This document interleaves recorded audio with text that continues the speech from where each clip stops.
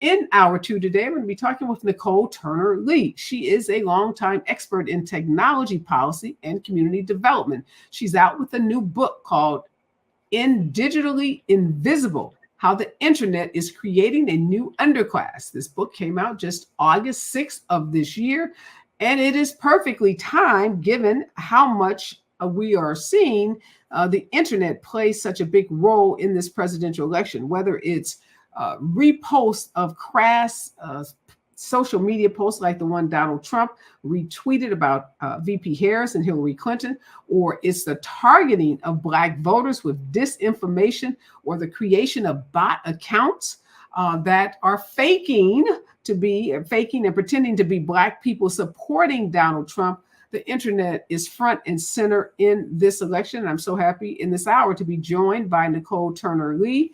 Welcome to the show, Nicol, and thank you for writing this book and reminding us that the internet is not created equally, and that there are people still in this country that do not have access to internet, don't have access to the internet, and people who are who have access, but who are being targeted in ways that are creating confusion and chaos. So first, I just want to ask you, what was the impetus for you writing this book in this moment? Well, first and foremost, Areva, thank you for having me. And we appreciate all of the news that you are gathering for us on not just the politics at hand, but just giving us the full scheme of how we have to be attentive and made aware. I mean, this election is pretty critical, right? And I mean, you put out some things that I think we shouldn't be joking about when we start talking about memes that are sort of manipulating Vice President there. And we have to be cautious as we think about how technology is evolving. So thank you. I appreciate you for having me on here, particularly at this opportune time, as you have mentioned. You know, it's so interesting. I am a fellow at the Brookings Institution by heart. I know that you are a civil rights attorney. Social justice has always been at my core, dating back to the days when I was working with the Rainbow Push Coalition. And for me, technology is just an extension of that. We fight every day for voting rights. We've got to fight for tech rights. And the book really came out of this experience that I've had. One, as a person who has been digitally invisible, right? As a woman of color who sits in meetings on tech and where people see me, but they don't see me because, as you mentioned, there's not many of us that are in this space. But it also came at a time where the pandemic had demonstrated just how important it was to be connected to the internet. And I don't know about you, but there were a lot of folks in my house who were not in school trying to make it through, online learning. We were having me upstairs in the room, working remotely, the kids downstairs, one in one room, the other one trying to make it through high school and middle school. And at the end of the day, we made it through this awful pandemic and we navigated through this, But what we found out was that there are millions of people who are not connected.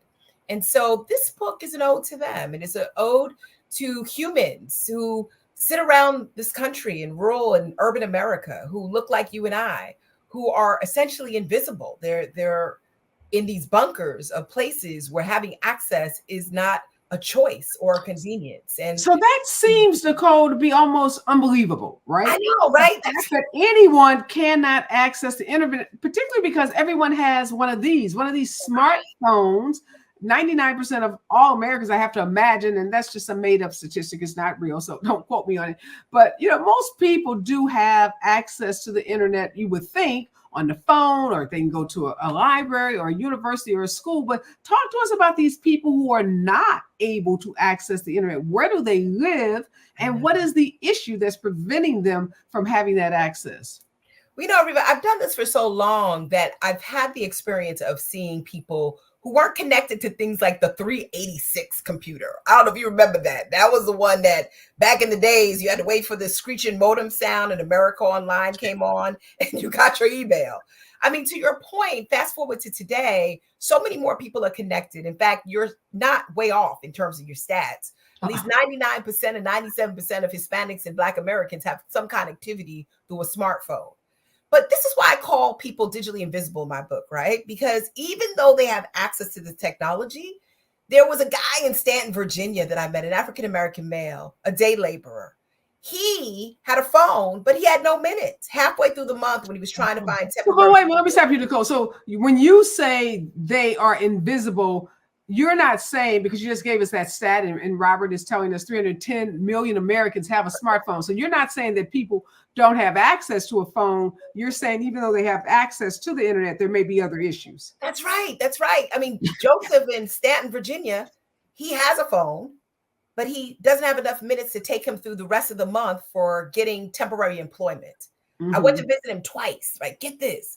The first time I met him, I just pulled up on him because I was doing a lot of anthropological work and just wanted to talk to the community. The second time I came back, because I had a person who wanted to offer him a phone with some data, he wasn't still connected. So that tells me as a Black man that he still wasn't able to work. Or there was a woman I met in a parking lot, Areva. She was in the library complaining about not having a library card. And when I chased her down, I'm afraid I was a stalker as I was writing this book because I wanted to talk to everyday people. It turns out that she goes to the library because she's checking on the diagnosis of her stage 4 breast cancer. Wow. There are people who are invisible, and they're not just Black people. There are farmers that live in very rural, remote areas that I had never seen before, 3-4 hours outside of Washington, D.C., where I sit, who live in communities with 5-room schools where they're farmers and they can look just at the end of their property and they are not able to order supplies or tire mechanic. Wow. My point is, like, to your thoughts, right? We have people who are connected to the internet.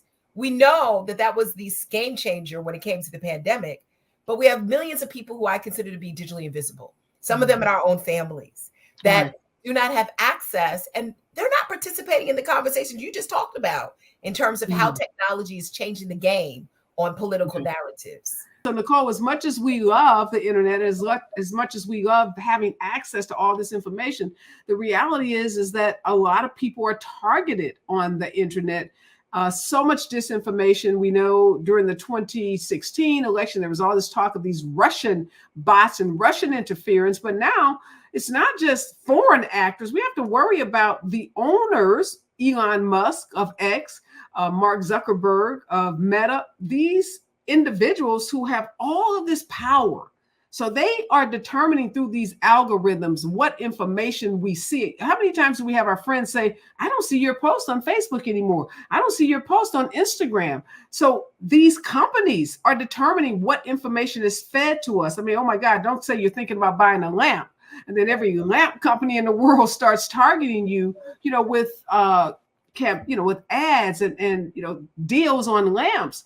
Is this a good thing that we have, these companies with so much power? We need people to be connected to the internet because when they're connected to the internet, they actually can, in some respects, benefit from many of the things that you just spoke about, right? I don't know about you. When the holidays come around, I get those recommendations for the gifts to buy people based on what I bought my mother in the past.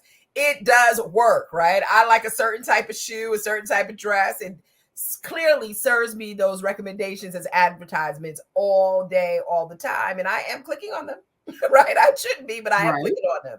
But to your point, just because the internet offers us that type of convenience through artificial intelligence, it doesn't always mean that it's good for us. And so I love the way you talked about in the beginning, how we're beginning to see what these things called memes are, where they're not necessarily just the information that we received in 2016 that basically appeared to show Hillary with a darkened face or mean, or to show people that your polling place is wrong.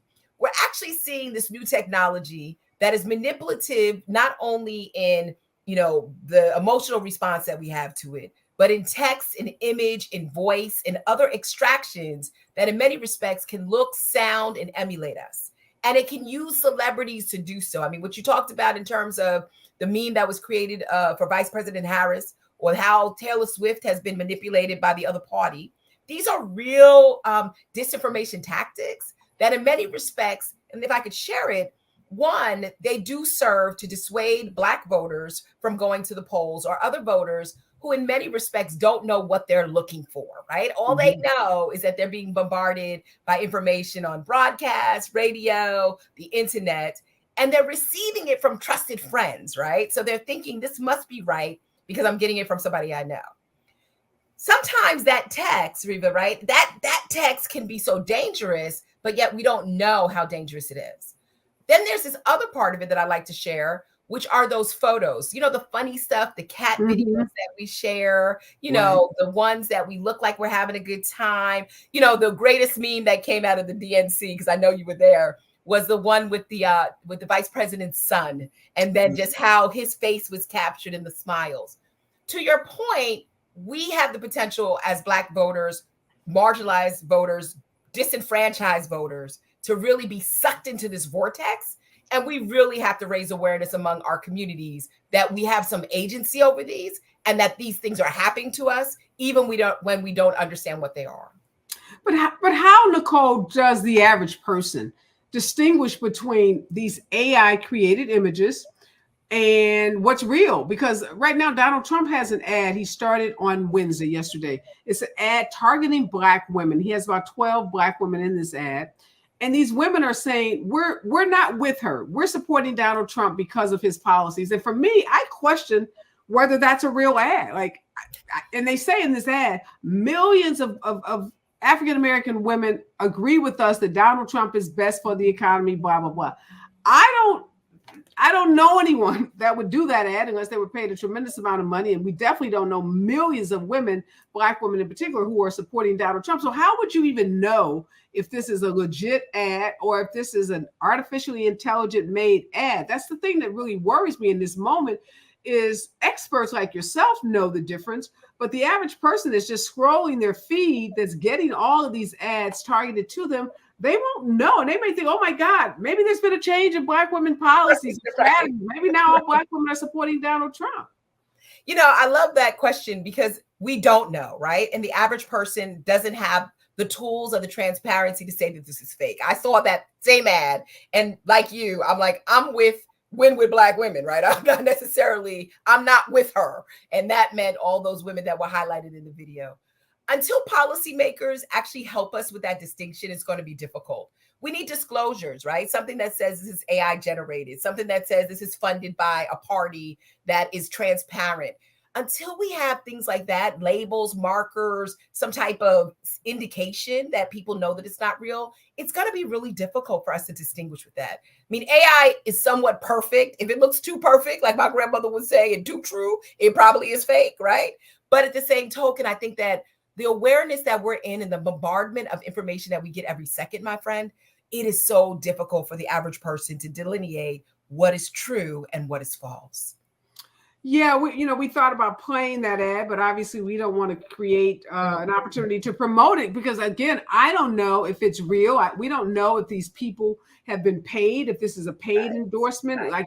Ads now, if you're watching an ad on television, they will tell you these are paid actors. They'll let you know this is not an endorsement by someone who's used this product and who has, belief in it. And we do know, Nicole, that the internet has come down hard on those static ads. So you are able to see, like Kim Kardashian, if she's posting an ad about Wheaties, she has to say, this is an advertisement. Like, I'm getting paid for this. This isn't just me saying I love Wheaties.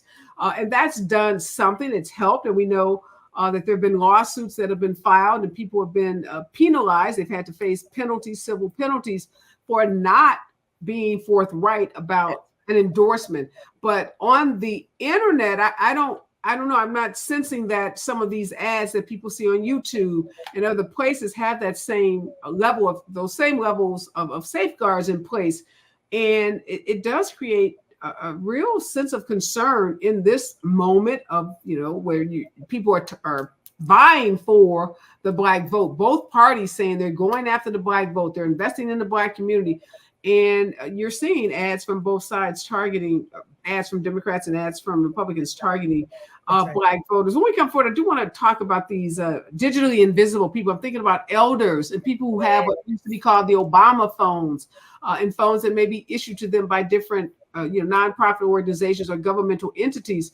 Many of those phones have that limited access that you talked about. How might that impact people's ability to get current news and information that can be really vital to this election and to their lives in general? I remember, Nicole, Meta, Facebook, Instagram in 2016 getting so much backlash because they were not controlling, the false advertising and the bots and the interference on the internet. Do we see that same kind of backlash now that we have Twitter, that's now X, formerly Twitter, owned by Elon Musk?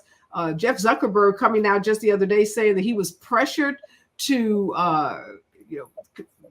delete certain messages on his platforms during COVID by the Biden administration, saying if he had to do it all over again, he wouldn't do it, praising Donald Trump. So it seems like the owners of these social media platforms are saying, no, we don't want any control over our content. We're going to control the content. And Ben Chavis, Dr. Ben Chavis, I interviewed him when I was at the DNC. He said that because of what we're seeing with these social media sites, that African Americans need to have their own Twitter, their own Facebook of sorts, and that he was behind a group that was trying to make that happen. So I know there's a lot in that question, but let's start at the back of the question. How likely is it that we see a Black-owned social media site that could ever be as big as a Facebook, or Instagram, or Twitter that's now called X? I love that question. And it would be Dr. Ben that would actually, suggest that we need to create that media asset. It's so interesting. I think when Black Americans realized that major incumbent newspapers were not covering our stories authentically is when we actually did come up with our own media outlets. And we've seen the same with radio as well as television stations and cable networks. The thing about the internet that's so interesting is I don't think you remember this, right? And actually, most people do. And I'm actually going to put a plug because you have been the best conversation I've had in a long time when it comes to tech. There was a time when most of us flocked to Twitter. Remember, we went to the former Twitter, and at some point we called it Black Twitter, even though we didn't own a patent, a trademark, or anything that was associated as stock. It was Black Twitter. And to some extent, it was helpful. The Black Lives Matter movement actually used Twitter in many respects to get people out to protest. We were able to move the agenda when it came to body worn cameras. We were able to alert people to the type of egregious actions that have happened in terms of poor apples or bad apples in policing. Here we are today, and we do have a monopoly among these companies that makes it very difficult for us to be represented. And to your point, kind of working backwards, as you've suggested, the content moderation rests upon these companies. There's a couple of things about these companies we need to be aware of. There are not many people that look like us who work there. We don't sit in the C-suite. We don't have the stock. Reverend Jackson alerted us to that a few years ago, if you remember, when he opened the can of worms on how many Black people actually sat in the C-suite, and that was very few. But we are consumers. We're subjects of these technologies. And in many respects, we need to look at ourselves. When we think of places like X, Elon Musk has been really clear in terms of his relationship and respect of the Black community. So I do agree with Dr. Ben. We have to build these technologies and tools in ways that actually speak to our experiences, speak to our joys, as well as our trauma, right? And we're the only people who can do that. It's tough because you got to have equity. And that is the challenge that we see. I mean, it's just like elections. People vote their conscience and they vote where the money takes them. And that is something that, we're so proud, for example, Vice President Harris, that she was able to come back and raise the amounts of money that she has independently of the decision to run, as a candidate when President Biden stepped out. But more importantly, I think he's right. We're going to have to take charge of our digital footprint and our profile and figure out ways to curate shows like yours in ways that are what I call it. They're actually responses to false information. As my mama would say, you can't get real information unless you trust the source, right? And so misinformation comes because we don't have a source of truth.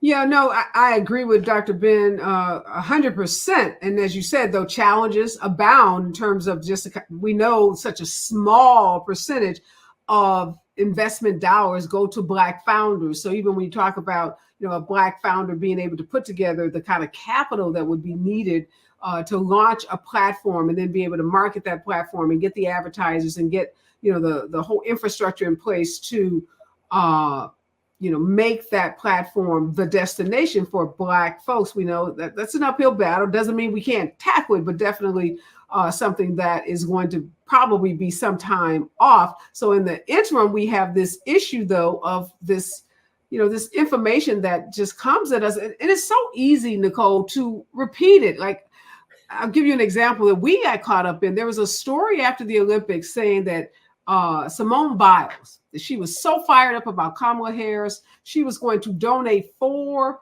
$1 million for each of the medals that the gymnast from the U.S. team had won. She's going to donate $4 million to the Harris Walls team. And we reported that as if that was news. And then we started thinking ourselves, like, because we checked these sources, is it in the Washington Post, the New York Times? Is it on NBC? Is it on MSNBC?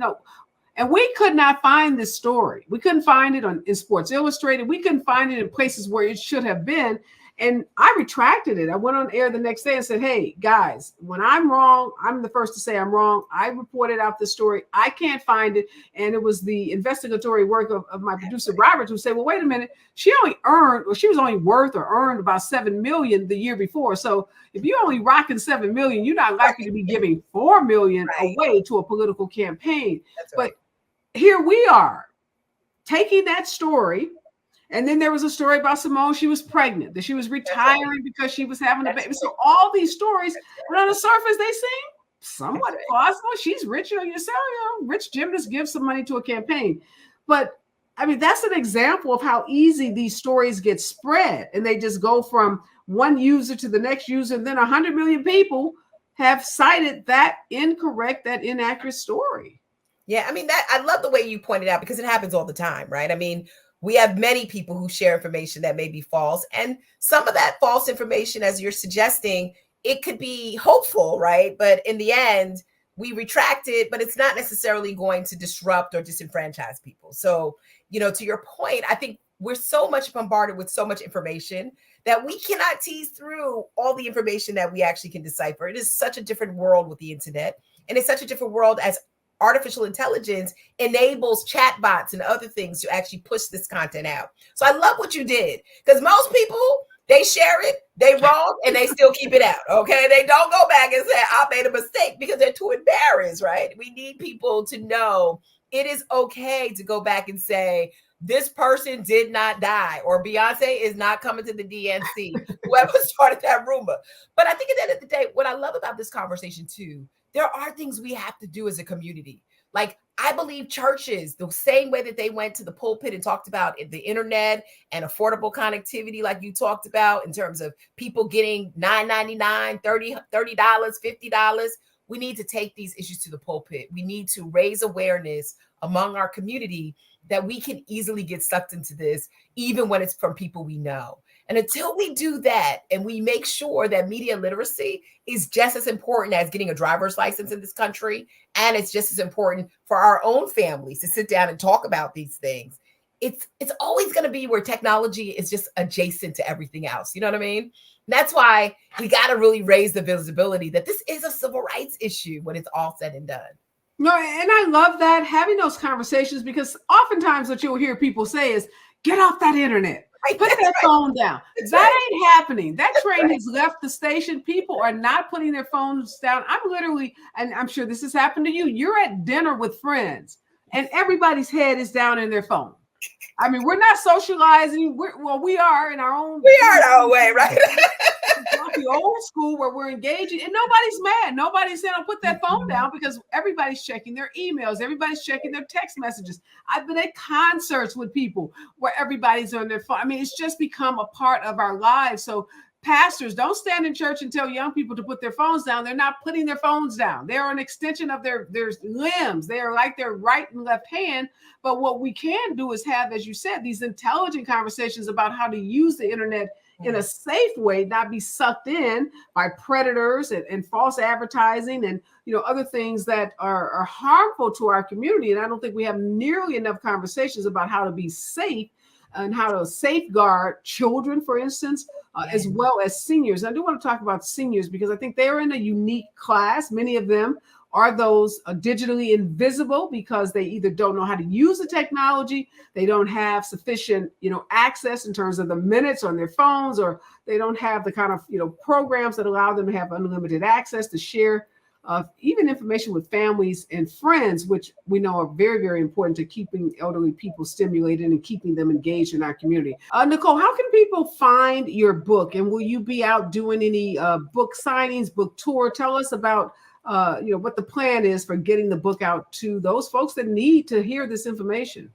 Oh, well, thank you for asking. I'm always willing to share. This book is available right now wherever books are sold. You can get it on Amazon, Barnes and Noble. You find it in your local bookstore. If they don't have it, ask for it. Please, please pick up the book, take a picture, tag me. I'm on LinkedIn, Facebook, you name it, Instagram. I'd love to hear from you around this book. And I'm going to be starting my tour today. I just actually came back from Martha's Vineyard. I had to go to where people were vacationing, Areva, because September, August was a busy month. Let's just put it like that. But September, look for me in Washington, D.C. I'll be in Philadelphia. I'll be in Los Angeles. I'll be in Cleveland. If you go to my website, which has been scrolling, www.NicolTurnerLee.com, you will get those tour dates. They are coming soon with regards to where I am confirmed. Baltimore, I'm coming for you as well. The Enoch Pratt Free Library. Please, let's talk and have this conversation. I'm so glad to see you are out on the road. We'll get out on the road coming up in September. But tell us, who is this book for? So people often, I have a lot of book authors on my show, and people will often ask me, oh, I love that person. I heard that book, but I don't know if that book is for me. So talk to us about who the audience is, specifically who the audience is for this book. Well, you mentioned seniors. You know, my mother is a senior. I don't know about many of you, but during the pandemic, she was alone. And there was a lot that our family had to negotiate just to make sure she was okay. Because as you know, it was such a hard time to be in the comfort and visibility with her, right? Because the pandemic really scared her and the thought of getting COVID scared us. With that being the case, this book is written for people like her. It's written for average, everyday Americans, people who are navigating through urban and rural areas, people who are trying to figure out, what does this really mean for my life? I wrote the book for them. And I actually narrate the book through stories of people like them. So I mentioned Joseph earlier. I mentioned the woman that I met in the parking lot. There are so many stories of people like that, Areva, that you will find a connection with that person, whether Black, white, rural, urban, Latina, Black American, you name it, poor, rich. There is somebody in there for you. So that was where my audience primarily lied, to be able to tell their stories about themselves and their communities. The other reason I did mention, I'm sorry, go ahead. No, I was going to say the other reason I did it, to tell you the truth, just so you know, I look up to people like you, right? There's not a lot of Black women doing tech, not a lot of Black women doing civil rights and law. So the book is also written for those women who want to see somebody like myself and yourself who can actually come into these spaces and really hang on tight. And we know what we're talking about, right? In terms of giving life to those conversations. Well, thank you for that. And I do want to talk about seniors, because one of my biggest fans, who's a faithful watcher of this show and listener of this show, is my aunt. She lives in St. Louis. She's 92 years old, and she is very connected to the internet. She's on TikTok, she's on Instagram, she's on Facebook, she FaceTimes with her friends, but so many of her peers, those that are still living, aren't. They are afraid of, they're afraid of the internet. They don't know how to use social media. And that concerns me, because we know for a lot of seniors, as you said, during COVID, they lost connectivity with their family and their friends. And the internet can become a way for them to become visible, to connect with family and friends. What do you suggest for those seniors who feel like, oh, they're too nervous, like they may push the button and something's going to fall apart or blow up? They just get really, really anxious about social media and using the internet. Well, there's two things I would say to the senior. Way to go to your aunt, right? 92 and on TikTok. I'm not even on TikTok yet. Please teach me.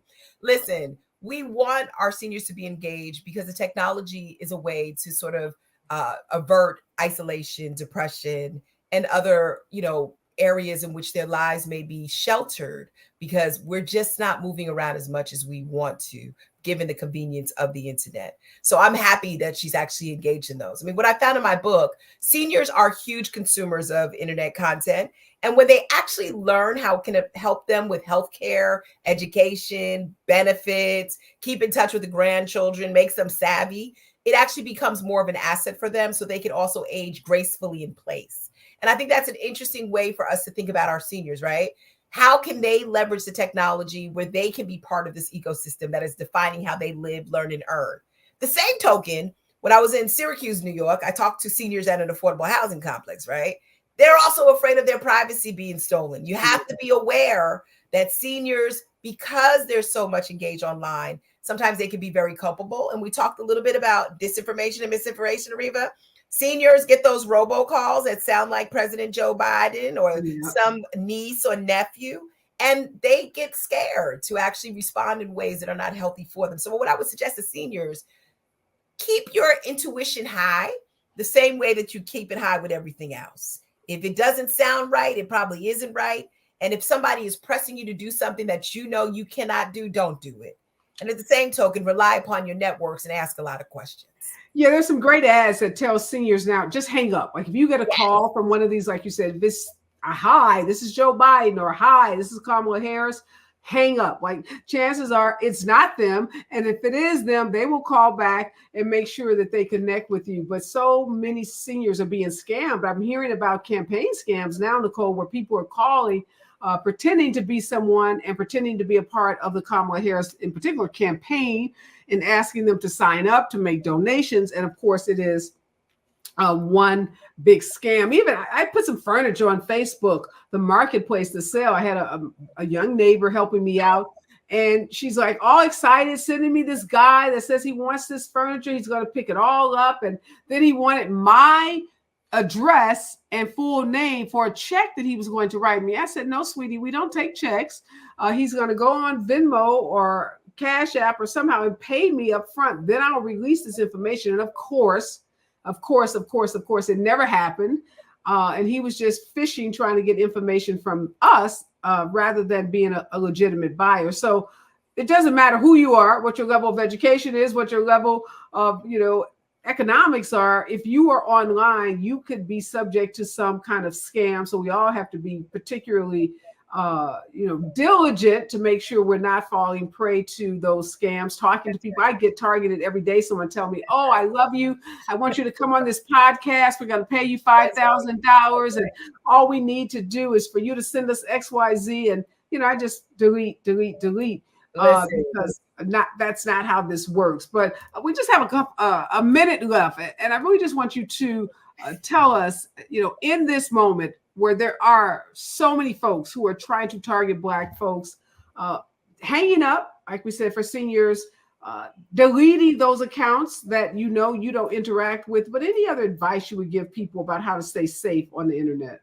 Yeah, listen, you got me thinking about that story about my patio furniture. I almost sent over a Venmo. Listen, I think at the end of the day, we have to treat the internet like we treat everything else. We don't put our social security number out in the public. We don't pay people that we don't know. We don't answer calls from unidentified numbers or numbers that are scrambled that we can't actually look at. And I think one thing that I would say to seniors and anybody else who goes through what you talked about, I just went through the same thing myself. Use the internet to find out about those things that you're unaware of. One of the wonderful things that I think about moving from analog, like VHH recorders and, cassette tapes and stuff like that, is because the internet actually provides a dynamic way for you to do your own inquiry. And for everybody listening, we've got to make sure that we're not invisible around the internet in terms of where they put these networks and what access we have. And we're definitely have to be visible and vigilant, really, right? Or even what you're saying, when we actually see things that we know are not true. In this election, a lot is on the line. So don't take those things at face value. Create a network of people, maybe your content moderation group. Hey, you saw that ad? Did you see that ad? What'd you think of it? Talk through it. Look for where that ad originated from. But don't believe everything that you see, you read, and just keep an informed conscience that if it doesn't feel right, it probably isn't right. And just keep on moving. Well, great way to end this show. Thank you so much again, Nicol Turner Lee. Her book is called Digitally Invisible: How the Internet is Creating a New Underclass. You can get it every place where books are sold. You can go to her website and follow her on all things social.